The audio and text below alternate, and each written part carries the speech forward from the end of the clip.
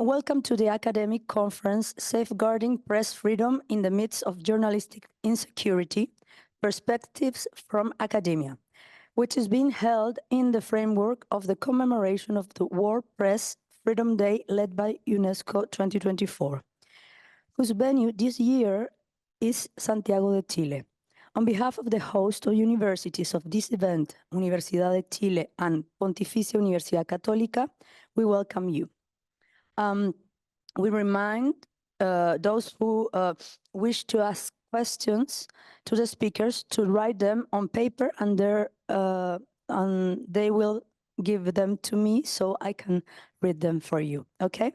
So we will start the panel titled How Digital Violence in Social Media Platforms Impact Press Freedom, in which we will have 4 presentations. Each presentation will last a maximum of 10 minutes, maybe a little bit more because we have 4 presenters. And I will let know the presenters when they have 3 minutes and 1 minute left to finish their presentations, okay? So we begin with the presentation entitled It Became No Man's Land, The Burden of Moderating Online Harassment in News Works by Dr. Tomás Dodds from Leiden University. Okay, so you can start. Hi, everyone. It's really nice to see you all. I cannot see the room, so I'm going to imagine that it's full of people. But it's great to see my colleagues here online. And so when I was putting together this panel, I was really trying to think of how we could talk about the role that social media plays in allowing or either limiting press freedom while avoiding a very deterministic approach, I guess. And so what we have done is put together a panel that examines both the perceptions of journalists, but also the way that platforms work and the logics that operate within, and also perhaps towards the end with Justin, how journalists are contesting or refusing perhaps some of the logics that we're seeing behind the algorithmic decisions of these platforms. And so we have a great panel for you today. Unfortunately, I have to say, Mark couldn't be with us today, but he's in spirit. Some of these projects, we are currently working with him, so it is as if he was here. I think it's important to say that while social media has significantly broadened the toolkit available for journalists, enabling them to engage with diverse formats and also diverse audiences, it has also rendered them increasingly vulnerable. Platforms such as Facebook, Twitter, and Google have not only altered the nature of journalistic content, but have also exacerbated the challenging working conditions faced by journalists globally. So what we're gonna do in this panel is delve into the relationship between digital platforms and journalism, examining how it has fueled a surge, if you want, in online violence directed towards the press. And we will explore how journalists perceive and navigate this escalation, as well as to discuss perhaps the formulation of regulatory frameworks, but also strategies by members of the press themselves to kind of defend themselves from these phenomena. And we're going to start with the first research, which is co-authored with Marloes and Mark. It's called It Became No Man's Land, The Burden of Moderating Online Harassment in News Work. And what we did in this research is to explore journalists' perspectives concerning online harassment and the accountability they assign both to media organizations and to the platforms they work with in facilitating the dissemination of violence online. And so what we do here is that we draw from ethnographic fieldwork in 2 Chilean newsrooms, in Canal 13 and La Tercera, which is a TV station and a newspaper. And we also interview those media professionals in those newsrooms that were in charge of precisely moderating the hate in these platforms. And spoilers alert, our findings kind of show that, of course, the emergence of digital platforms as facilitators of violent behavior directed towards journalists. But perhaps most important, one of our main results is that we found journalists concerned with, that are expressing perhaps some concerns regarding the potential preferences of their media organizations to capitalize on the engagement and metrics associated with such aggressive actions. So in other words, some journalists told us that they feel that the reason why their media organizations and platforms are not protecting them is because they're benefiting from the metrics that hate and generate, basically. So this is our project. I'm gonna briefly talk about this because I don't want to step on the toes of Marloes, that I know she's gonna talk about that too. But so journalism is facing some serious challenges today, especially when it comes to safety. So while physical attacks and state-sponsored violence against reporters are on the rise and increases every year, journalists are also facing new threats online. Social media has become a battleground in that sense for journalists, particularly those that belong to marginalized groups. For example, female journalists, journalists of colors, or queer journalists often face sexism, racism, and discrimination online in a bigger rates than their peers. And so, of course, this translates that, and some studies have shown that journalists' mental health is suffering tremendously as a result. Rates of PTSD, depression, anxiety are higher among reporters than the general population. And the COVID pandemic has only made these things worse, bringing trauma right to journalists' doorsteps. The rise of social media hasn't helped in any of these. Trolling, doxing, and online death threats are now part of journalists' daily lives. These attacks, often coordinated and well-organized, something we're going to talk about in this panel, have a chilling effect on reporters. And so many hesitate to cover this, to cover topics, sensitive topics at all, or some other consider even leaving the profession altogether. And so this is a process that some have called the digitization of harassment. And I know that my colleagues are going to talk about this, so I'm just, if to follow the concept, I'm just going to say, think of Twitter, which is a perfect example for this. It has become an essential tool for journalists to connect with sources and share information, but there's a dark side too. Twitter can be a breeding ground for harassment and coordinated attacks against journalists. It is a real problem that is not going away anytime soon. So despite the efforts to regulate online violence, social media platforms really haven't done enough. Sure, they have implemented some policies, but they are not really addressing the root of the problem. And the lack of clear definition about what violence online or harassment online is actually makes this issue even harder to address. And so, as I said, the result of all of this is a chilling effect, which is not only bad, as you can imagine, for journalists, but it's bad for democracy in general. When journalists are silenced, it leads to unbalanced information and undermines the public's right to know. And unfortunately, most news organizations offer little support for journalists facing online abuse. And so what we wanted to do with this research basically was, we wanted to understand how journalists are perceiving digital violence on social media platforms, but how they were doing it, how they were also understanding the perception of their media organizations, and how they were understanding the role that social media platforms in general should play. And so I don't know if I have a lot of time, so I'm just gonna jump quickly into the results. So remember, we did ethnography in 2 Chilean newsrooms, a newspaper and a TV station, and these are some of the results. So there is this editor from La Tercera, which is the newspaper, and has, of course, the paper, but also has a digital version. And he described the comment section of their newspapers as a no man's land, and that's where the title of the research come from. In Spanish will be Tierra de Nadie.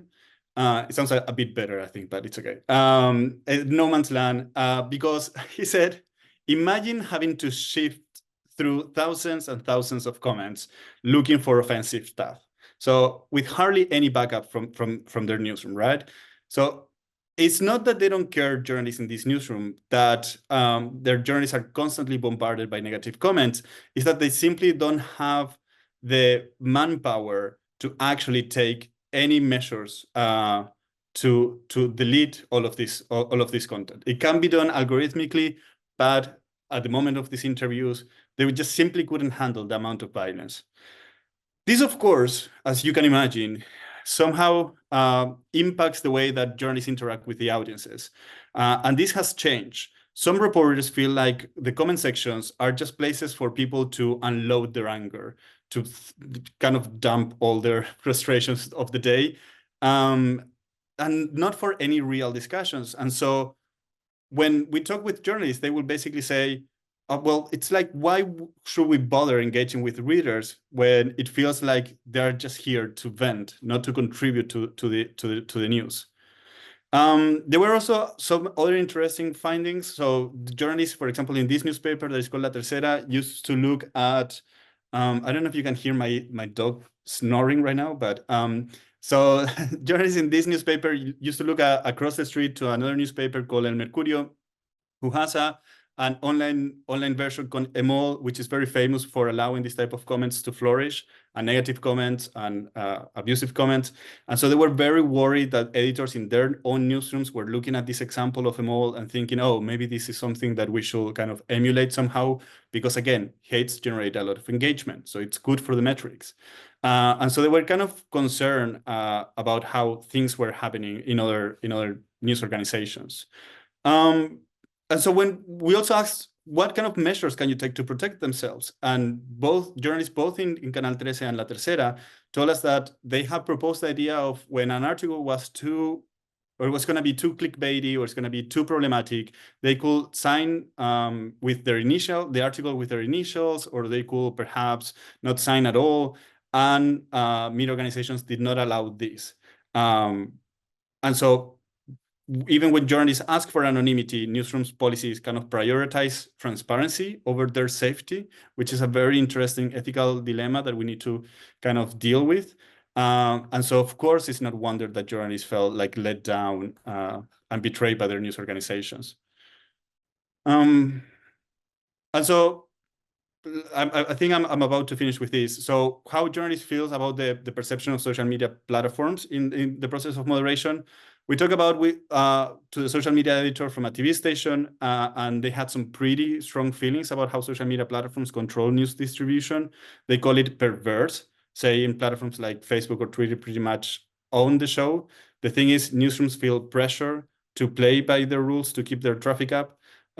If they don't, of course, they risk losing. I think in these newsrooms where we conducted this research was around 40% of their traffic, which is important. So it's a tough spot for journalists, because on the one hand, they need the clicks to survive, but on the other hand, they're dealing with all this toxic stuff online. So managing comments is a whole other headache. On Facebook, perhaps you can delete stuff, but Twitter, that is indeed more difficult. So the rules are totally different depending on different platforms.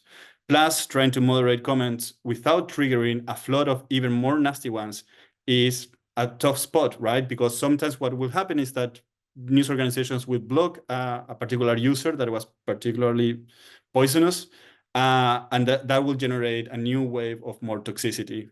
So it was throwing gas into the fire. So this is kind of the context that we're dealing with. This is another quote that I'm going to skip just for time. But if this is recording, I guess it can live forever on the web. I hope it's a good thing. And so social media, let's just finish with this, and I'm going to give the floor to Marloes. Social media has really changed the game for journalists. Now they're not just reporting the news, they're dealing with likes, shares, and retweets, all while battling algorithms that prioritize sensationalism. It's a constant struggle for attention, and journalists feel the pressure to produce content that'll get people talking, even if that means sacrificing sometimes quality for clicks. It's not just about the content. It's about the comments too. Social media has become this breeding ground for online hate, and journalists are right in the firing line.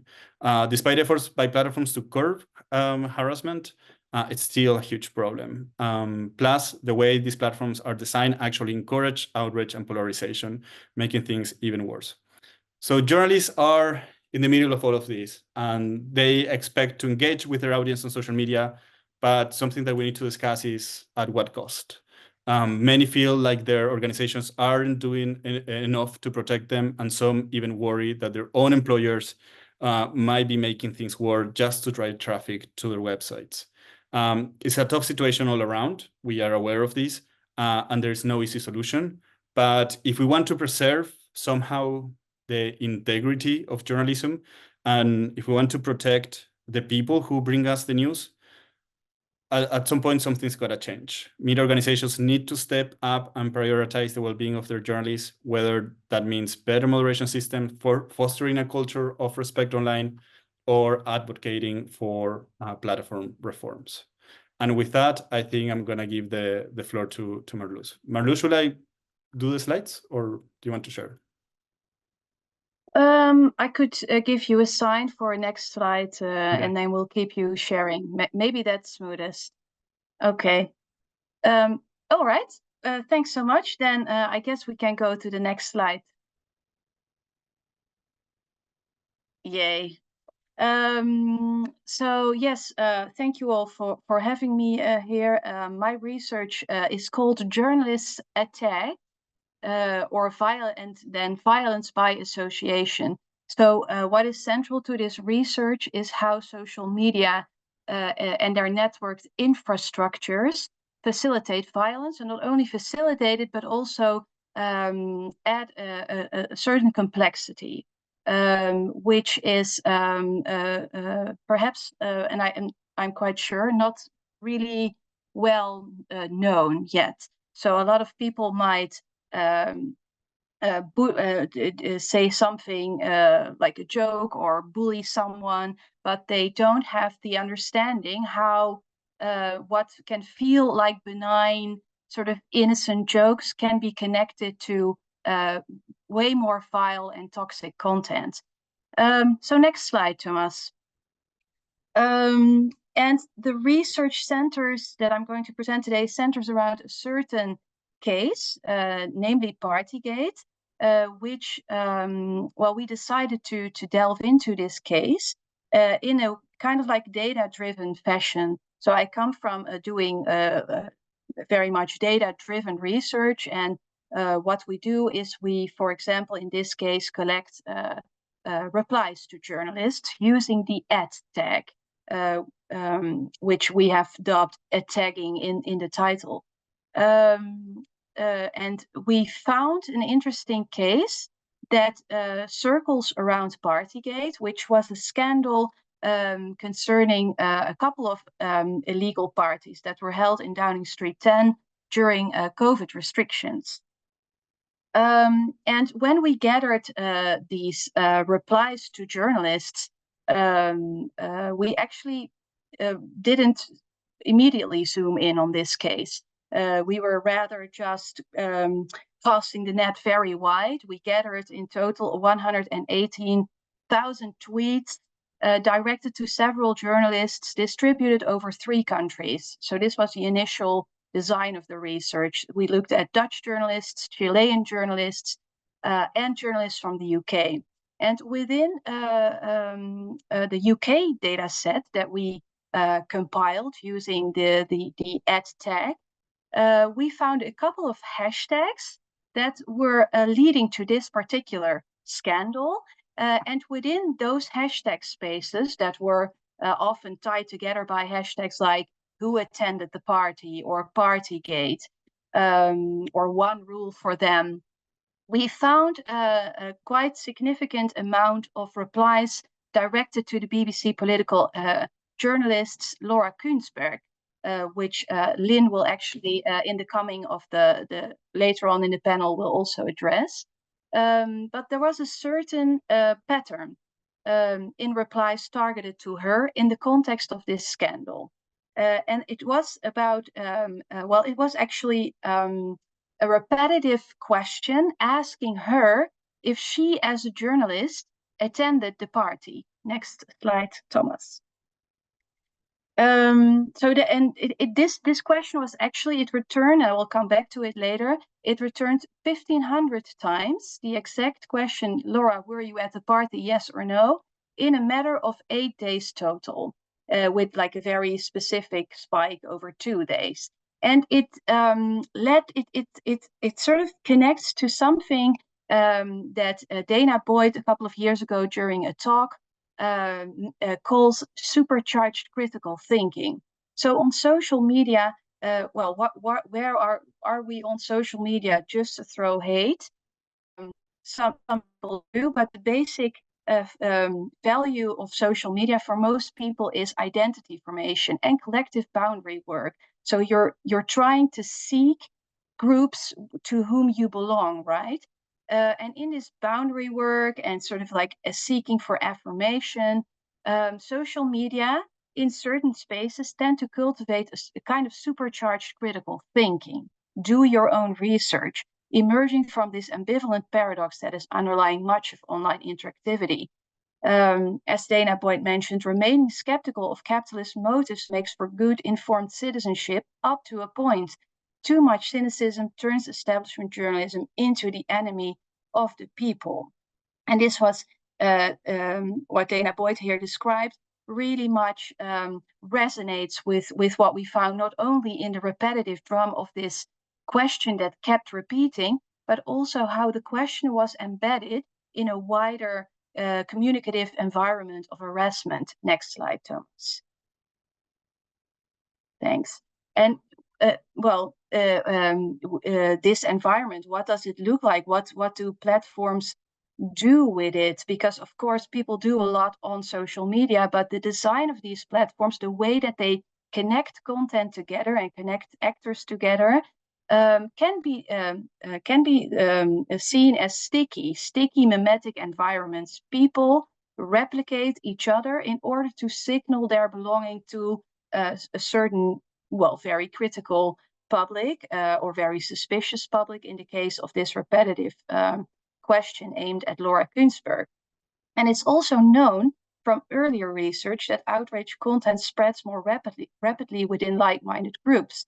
It's also prone to get shared more, and it is a key driver, I argue, in creating sticky associations. And stickiness or sticky associations is borrowed from Sarah Ahmed's conceptualization of how if words repeat together with other words constantly, they come to create certain formations. It's also quite close actually to the notion of context collapse. Next slide, please, Tomás.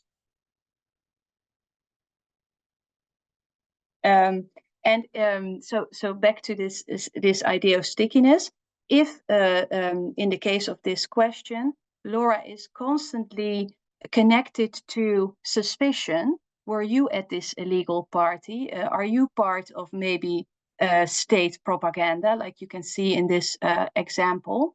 This is a screenshot from a tweet. Did you go to the party, Laura? As you can see, like the question in and of itself feels rather benign, unless you know how much it's been repeated and it's been repeated together with certain images like this one, or together with certain hashtags that could be Tory Laura, accusing her of political partiality, or a hashtag even scum media. And in this way, these kinds of replies connect people who might not even be that aware of it themselves, can embed them in a more vile or toxic environment. It rendered supercharged critical publics into being in a rather effective way, based on a shared sentiment, a shared criticality. And when they started repeating the notion of Laura as being a partial journalist or a Secretary of State for propaganda person, that solidifies. The attack is quite literally a sticky object by repetitive association between the subject, Laura Kuenssberg, and particular events, quotes in the news, slurs, etc. It solidifies this idea of anti-press sentiment. Next slide, please. This solidification is very important in spaces of ephemerality, where it's like ephemeral environment, or it's kind of almost oral culture or secondary orality. It's really pertinent to gather a crowd. The attack has a certain invasive power. So it's very hard to untag yourself, and it's absolutely not feasible when you are attacked in a way, in a repetitive way, or by mobs, or whether they are coordinated or more organic. But it certainly creates this material addressability that is facilitating and amplifying harassment. Next slide, please. And again, stickiness works as a technique of effective amplification using these formulaic expressions, formulas in spaces of ephemeral communication. As I said, imitation and repetition of such ritualistic use of a question embedded in networked reply threads that in and of themselves might not be that might not feel like severe harassment, but are definitely connected to file content, for example, via hashtags. If you go to the next slide, Tomás, you can see that in certain texts from tweets, there is, hey, Tori Laura, were you at the party? Or if you were jilted, even more reason to let us know who was. And you see how in these tweets that are also tagging her, there are multiple hashtags that are also indexed, which makes that if you search for a certain tag, you will also find these replies, right? So they're in a way embedded in more file anti-press sentiment. Okay, next slide.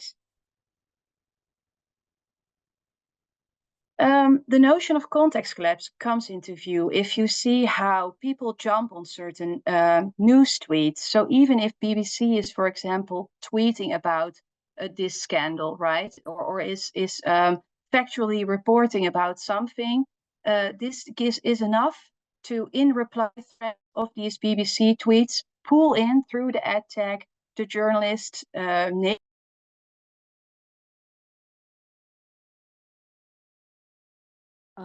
I think we lost Marloes.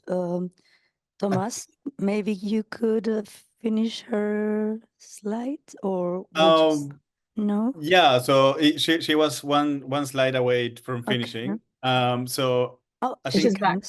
She's back. She's back. We were just building some tension here. This is all what we were doing. Just how we keep everyone focused. Yeah. Yeah. All right. So yeah, the Wi-Fi is not so stable as I was hoping. Okay, then I'm going to go very fast because I'm nearing the end. Again, hashtags, you can skip this slide, Tomás, because it's basically a network of who attended the party and how it's connected to more file content.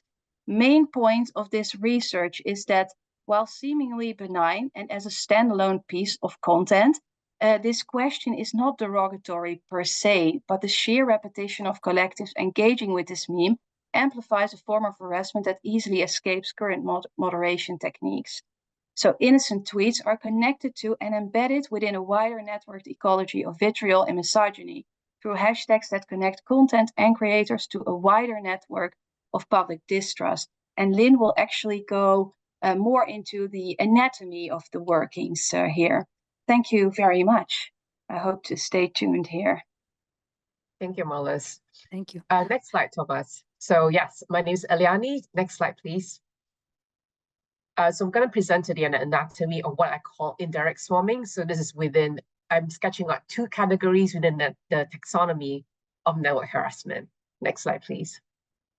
So some background about myself. I was one of the the founding members of Twitter's Trust and Safety Council from its inception back in 2016. When Elon Musk purchased the platform back in October 2022, the rise in meteoric hate speech compelled me to resign because within a month after he purchased the platform, the rise in slurs and insults against Black people went up by 202%. So not 22, but 202%. The rise in slurs and insults against Jewish people went up by 61% within 2 weeks. And within a month, the rise in insults against gay people went up by 58%. So there's no way it was tenable for me to remain on the platform. And I tried to instigate as many of us to resign as possible on the council. There were 100 of us at a time. Only 3 of us did. In response, what Musk did was to instigate harassment against the 3 of us women who resigned on Twitter. And then he fired everyone else. Next slide, please. So these are some of the headlines. We spoke on the BBC, CBC, NPR. We made it to the Rolling Stone even. But what made me realize was that there was a gap in the current model of network harassment and that we needed to do something about it. Next slide. So network harassment, next slide. As my colleagues before me, Tomás and Marloes, have mentioned, network harassment actually affects mental health of a target. What is network harassment? It means someone who's highly connected network, like Elon Musk, says something that then instigates harassment of his followers against the target. So as they have mentioned, my colleagues, it has a chilling effect on users, user speech, and targets may leave the platform altogether. With this being a critical election year, this will also impact our democracy. Next slide. This is the current model of morally motivated network harassment. This is by Alice Marick, published in 2021. If you can see the red circle, the amplifier circle, and imagine that's Elon Musk, someone who's highly networked. He says something, he accuses a target of morally violating a norm. So in this case, it's usually moral. And then his followers would then take that as a way to justify harassing the target. Next slide. However, there are gaps in the model. It doesn't explain how amplification actually works. And as my colleagues have mentioned, this amplification on social media is what causes the harm because it goes at speed and at scale.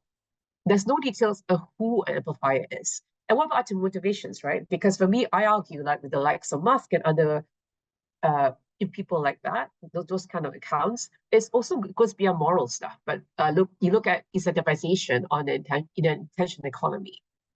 Next slide. So I now, in my doctoral work, I look at what I call two categories within the taxonomy of network harassment. I call one of these indirect swarming. So what are my definitions? Next slide. So I call indirect swarming is characterized by an exponential increase of posts directed at a target after an amplifier has signaled to harass the target. So Musk didn't say go after Eirliani. He said, oh, she didn't do enough on CSAM's Charles Huber's material. So it's a covert way of signaling to his followers about the particular kind of language that they understand how to harass a target. The antithesis of this is direct swarming, your everyday misogyny, your everyday racism. I hate to say those phrases, but this is what we face. And as Tomás and Marloes before me have also just highlighted, well, among journalists, this is actually what they face on an everyday basis. So they face sustained harassment over a considerable time period. Next slide, please. So these are the two case studies. So the first one is an emic perspective, me having been one of the targets in the Tuna Council. The second one is BBC Laura Kutzbach, as Marloes has spoken before me. In fact, I got the database from her. So thank you for Marloes and her team. Next slide. The work that we did was really focused on the resignation tweets of both cases. So in our case, the Tuna Council, the resignation tweet that Anne Collier, my colleague, posted, and she tagged me and Leslie Podesta. And this is a press release that you can see on the left-hand side, explaining the reasons why we resigned, including that data I told you earlier, in terms of the numbers of hate speech and the rise. The one on the right, you can see is a case study of the resignation tweet by Laura Kutzbach, saying that she's going to resign and moving on to do another post within the BBC. Next slide. So this one is actually quite novel because indirect swarming in this form has not been quantified before. A lot of the work has been quantitative in nature. And the tool that I'm proposing could be implemented in real time by social media platforms. So we're talking earlier about tools and how to protect users. So this is one real way that can be done. And trust and safety professionals are quite excited by this. Next slide. So methods. Next slide. So imagine that you are an alien and you just flew in from planet Venus. I'm going to argue that you don't need to know the language or what's in the toxic content of the tweets or the posts that you see. So as an alien, all you need to do is look at the sequencing of what happens. Let me explain. Next slide. So in a Twitter Council case, on the x-axis, you can see that this is like over a 4-day period. We posted the resignation tweet on 8th December. Nothing happened. You can see very low volume of tweets, right? And then Mike Sonovich, who is a far-right figurehead in the US, he posted, "You all belong in jail," and then linking it to some random article. On the left-hand side, on the y-axis, you see the volume of tweets in terms of replies, retweets, and quote tweets. So you see the green arrow at the top of what I call the swarm. That's Elon Musk. after he posts, you see this sudden jump, what I call stochastic increase in the volume of tweets. Next slide. So as an alien, all you need to do is look at the sequencing. Someone who's highly connected, highly networked, like Musk posts, and then you see the jump. All you need to do is just see that, the sequencing. What kind of volume are we talking about here? Next slide. 4,000 tweets every 20 minutes over a 24-hour period. This is what I call indirect swarming. The volume of tweets is sudden and it's huge. Next slide. So let's contrast this with the case of Laura Kunzberg, what Marloes had talked about before. So in her case, mind you, she's been harassed for years, right? And so we just took one subset of the fire hose from the Twitter API. So on the bottom, on the x-axis, you can see it's a 1 month period. But like I said, she's been harassed for years and continues to be harassed to this day. On the y-axis, as before, you see the volume of tweets. What's the kind of volume are we talking about here? Next slide. 1,000 tweets, about 1,500 tweets every hour, in this case, over 1 hour, a 1 month period. So still substantive, but nothing like the volume that we saw before with 4,000 tweets every 20 minutes. Marloes had mentioned earlier about effective amplification. So as a target, what I could see on my phone was it literally blowing up. We had all these notifications, and unless you look at every single one, you don't know what is positive or is negative. Because swarming, as I've defined it, the sudden jump, could be a viral that's positive, right? You said when you shop, you're selling Nike sneakers, it's going really well, could be good. But in my case, it was negative. It was harassment. Next slide. So why are these what I call sequencings most important? Tomás was talking earlier about how do we change? How do we make change in order to protect journalists, in order to protect people working in the space, activists, people of color, women, people working in STEM. You saw during COVID how they were attacked. So the work that I'm doing here actually is protective of the First Amendment. That means if we take this to the US Congress, it will get bipartisan support because it's no longer about censorship vis-a-vis content moderation. It's just about sequencing. And so the user decides, I don't like this, I want to report it. And then it's incumbent upon the social media platforms to then block and freeze all engagement in order to protect the user. So this can be done. There are limits as well, because I worry when people say, oh, let's talk about content moderation. It's not effective at the moment. But we know for the last 1.5 years, more than 40,000 workers have been laid off at Twitter, X, Meta, as well as YouTube. So for example, at Twitter, where I was, 82% of the workers were laid off, 82%. There were 7,500 people at the beginning, and now it's only the 100 plus staff. Pop quiz. There were 100 of us on the Twitter council, right? So how many people do you think are now currently looking at online sexual abuse material on Twitter X? In terms of the company staff as well as the council members. There's no council members now, right? So that's Twitter staff. I guess there's no hands being raised. The answer is 7 around the world. There is no way there's effective content moderation in that space. It's not safe. And also for content moderation to be effective, you have to look at the language and also culturally and stuff. So this method is just a stopgap measure to protect users. Next slide. I'm going to skip this next few slides. Next slide. Next slide. Next slide. Next slide. Next slide. So in terms of the industry application, what I'm arguing is that social media companies need to say, okay, these are some of the methods that we can do across these platforms. The threshold for what will look like indirect swarming would differ based on your algorithm, based on your recommended systems and the platform. And that can change, and that's fine. So they need to be in conversation with the legislators of where they are jurisdiction-wise. I'm talking about the US because the US jurisdiction will impact the rest of the world. In the EU, users are protected in some ways with the DSA and the DMA, those legislative acts. But I'm talking about the US jurisdiction because the rest of the world are impacted by that. So what do I propose? Social media platforms should have a concept called 5 friends. Five friends. So for example, you're running for the US election. US elections in November. Before I think I'm going to get harassed as a woman, or a woman, a person of color, I identify 5 trusted persons. Why do I say that? Because if I get harassed, I don't have time to look at my social media stuff anymore. I have more urgent concerns.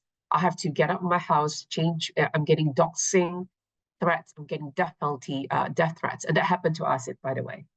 And so then you want to identify your 5 trusted friends before that happens because you have other more urgent priorities. So you do that. So it's like you post, and then indirect swarming happens. Your friend can report it on your behalf. The platform runs the ratio, and if it's confirmed that it's indirect swarming, they can pause all engagement activities. And again, for how long is to be decided between the platform and the regulator. Tomás and Marloes have mentioned before, because it's not effective right now. You have to block each user, each harasser individually, and this is not possible. You have an opportunity cost. Some of the work that's been done by Marloes and Tomás testify to that. If you do this, you can't do this. Next slide. So I've done a policy brief on this work, and when I was at New America, it's a think tank in DC, and they sent a policy brief to 2 committees in the US Congress, the Foreign Affairs Committee and the Commerce Committee, which looks at technology, and also the bipartisan AI working. That's it. Thank you. Next slide. Thank you. Thank you very much. I would like to interrupt just a little bit because I would like to say that we have an audience presence.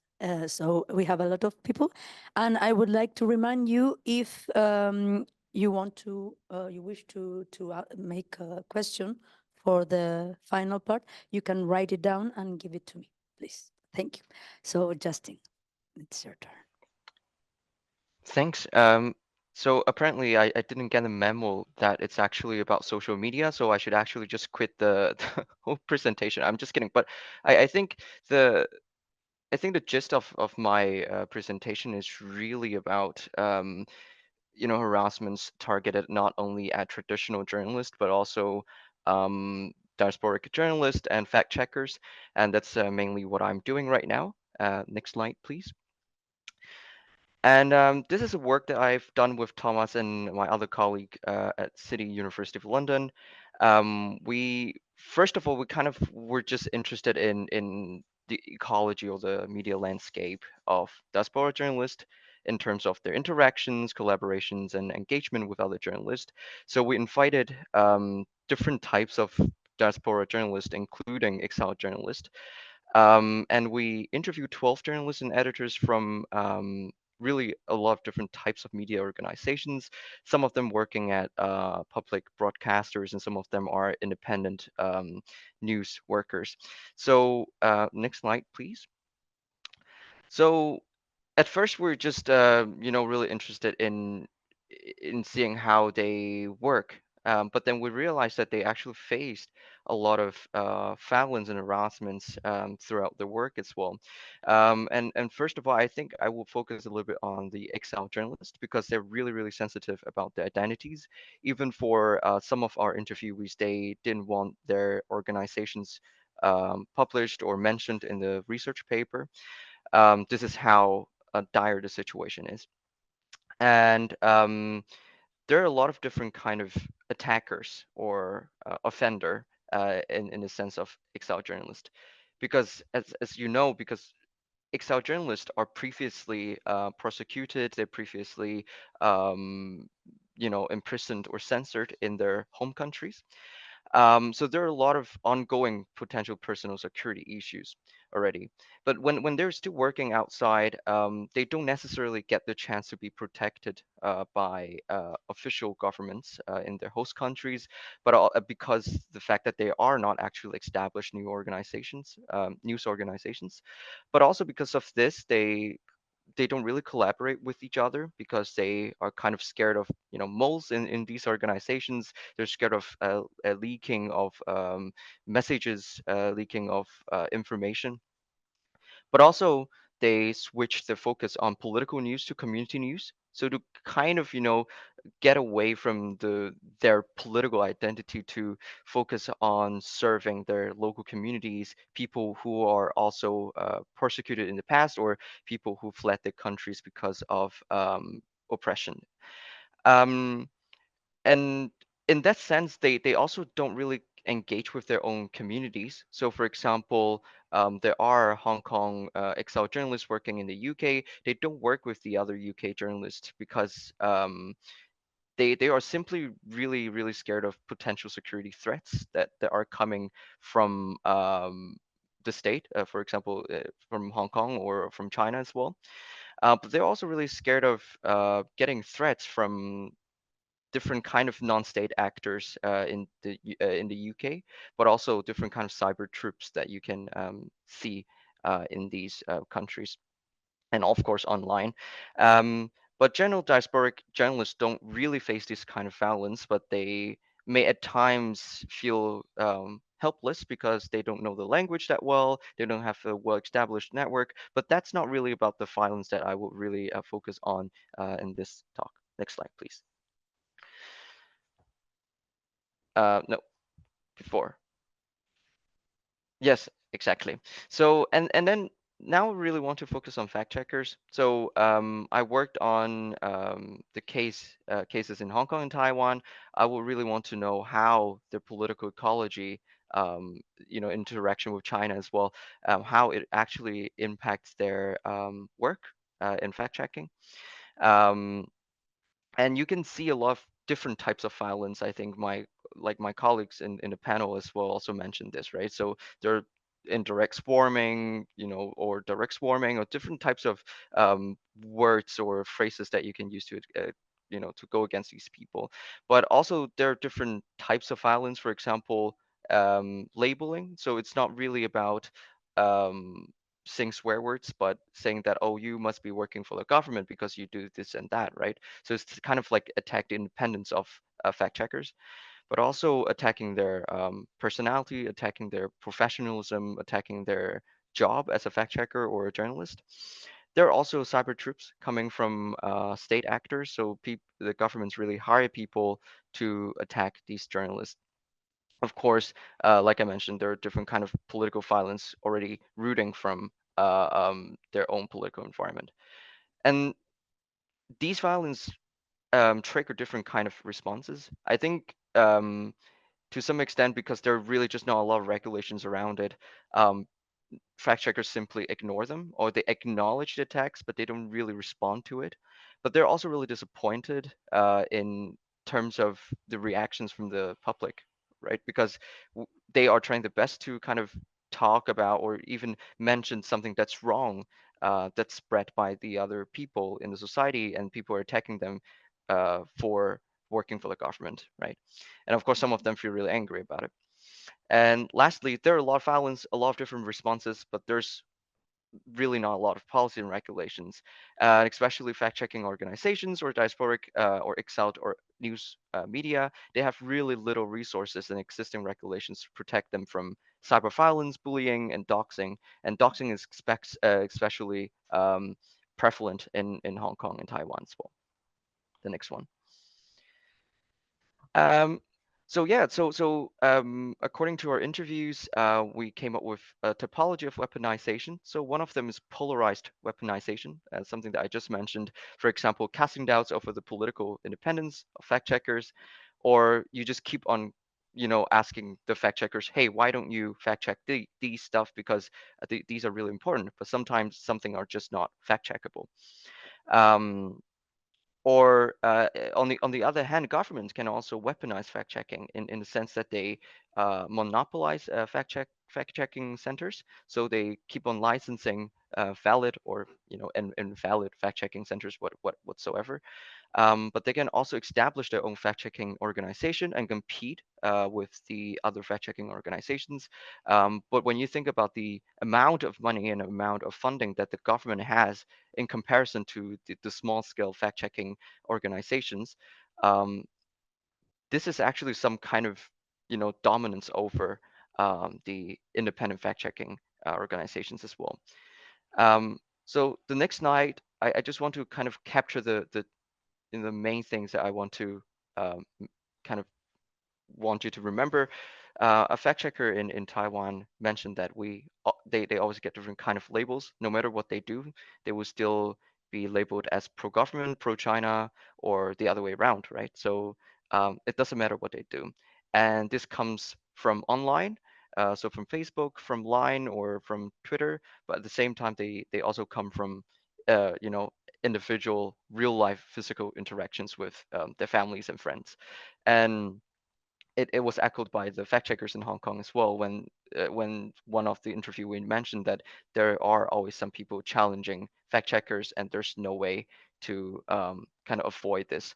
So what I really want to say is that we need more regulations, we need more acknowledgement of these violence. We may not be able to censor all of these violence, but we may be able to help them alleviate these through internal mechanisms and external help. Thank you. Thank you very much, Justin. So thank you very much to all the presenters on this panel. We have about 15 minutes to discuss a couple of questions, if anyone in the audience has any questions. Si quieren, puede ser en español, las puedo traducir, o you can do it in English. Con micrófono.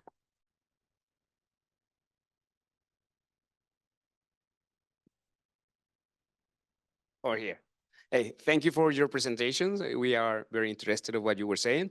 So I have two questions. First of all, most of you presented your research as if the dynamics that you were finding were organic. You didn't talk much about what is the role of the platform or the algorithm in these dynamics. So I would like to, if you can address that part. And the second question is, what are your good thoughts about what we can do? Because everything seems very pessimistic in how it's presented. Tomás, I can take this question if you want to go back to my slide, the one that I skipped on the equations. Yeah, wait. So just beyond some more. Again, forward. Yeah, just go back. Go back. Yeah, thank you for that question. Actually, I skimmed over this couple of slides, but what I would try to show earlier, I don't know whether you were there in the room, was that if you I was sketching out two categories within network harassment. Network harassment means somebody like Elon Musk, somebody who's highly networked, instigates harassment against a target, and it's their followers who then directly harass the target. You do this to circumvent content moderation by saying things like, oh, they didn't do a good job. And it's like a language within by the followers who understand that and then does the actual harassment. To your question about recommended systems and also algorithms, my work that I do is actually concerning that. So I looked at Twitter, X, Facebook, and also YouTube. And so what I tried to do was when I looked at indirect swarming, where you see the sudden jump, I talked about that too. But basically what I tried to do is look at the level of engagement. So you can go to the next slide. So what I call an engagement ratio is like you look at the quote tweets and replies and retweets. These are the engagement ways that people can engage with a target or a user, another user, right? And so it's particular to social media. And for recommended systems, there's a way where you can weigh that. So with Elon Musk, he's actually made it quite more transparent. And so you can actually see some of these numbers, and that's what I plugged in. And then you can see the level of engagement by the number of tweets. So just to put it in a way short, if you can go back up, Tomás, to a few more slides, to the alien, the first alien. Here, before, we just keep going before. Yeah, here, perfect. So what I was trying to show earlier is that it doesn't matter what I call this swarming in terms of the volume of the tweets. So on the x-axis, you have a time lag, and on the y-axis, you have the volume of the tweets. What you need to do is just look at the sequencing. Someone like Musk, green arrow there, he posts, you see the sudden jump of tweets that's harassing. And so all you need to do is look at the sequencing. This is something that can be put forward in front of the US Congress. It will have bipartisan approval because it's no longer about content moderation and or quote unquote censorship. Because now the user decides, I don't like this. So it's user-centric, it's a short-term gap measure. And then they say, I don't like this swarming because it's effective, it's affecting me. So social media companies, now we're trying to work with them. They should then freeze all engagement over a particular time period, and that amount, like how long, should be talked with the regulator. So there are measures and tools now that can be done. For me, it's a stopgap measure because as a feminist, I don't advocate for techno-solutionism. We need to design for safety at the first instance. Thank you. Marloes, would you like to jump here? Thank you, Eirliani. But I'm also thinking, Marloes, people will find, using the affordances of these platforms, people will find ways of kind of come together organically to create these sorts of violence against journalists, right? I think that in the case of these repetitive tweets, where my case study revolved around, like, Laura, were you at the party? Yes or no? It might be largely organic, simply a replication of people who want to be part of this critical public. And what is being exploited by platforms and commodified through networked connections, through the use of hashtags and the ad tag that you cannot undo, right? Is that you can very quickly commodify a desire of social belonging, which can be on the basis of something very happy, but it can also be on the basis of, it can go at the expense of someone. And people can sort of then organize themselves around this bullying behavior, and then, like, not empowering people to being able to untag yourself is quite. It's, if you think about it, the agency that you have as a user once you're pulled in through the ad tag it's rather crazy that if you really think about it, how this communicative architecture is networked, and that you cannot, like, untag yourself from a very nasty conversation is quite something if you let it sink in. But it's the way that these platforms are designed, and it's the way that they commodify this urge of social belonging. Yeah. Thanks. And then for the question of what we can do, I mean, there are different levels, right? So you can think of a regulatory kind of level. You have some examples with the European Media Freedom Act. You also have some guidelines that the Council of Europe has published about how media organizations should protect their journalists. And so different regions, I will imagine, have different levels of enforcing those type of guidelines. For my research, what we found was that this was a decision by the media organizations. It was a decision by journalists, not by journalists, by the newsrooms, to force journalists to put themselves in situations that they were dangerous for themselves and affected their mental health, sometimes unnecessarily, right? But Justin, can I also throw the ball to you? So in a level of the journalists themselves, of the fact checkers, on the ground level, what can they do to perhaps protect themselves better from this network type of violence that happens? Do you have And Thomas, before we do that, I was wondering whether we should stop screen sharing so the audience can see us. Yeah, of course. Can you see me? Yeah, good job. Sorry. Yeah. Justin.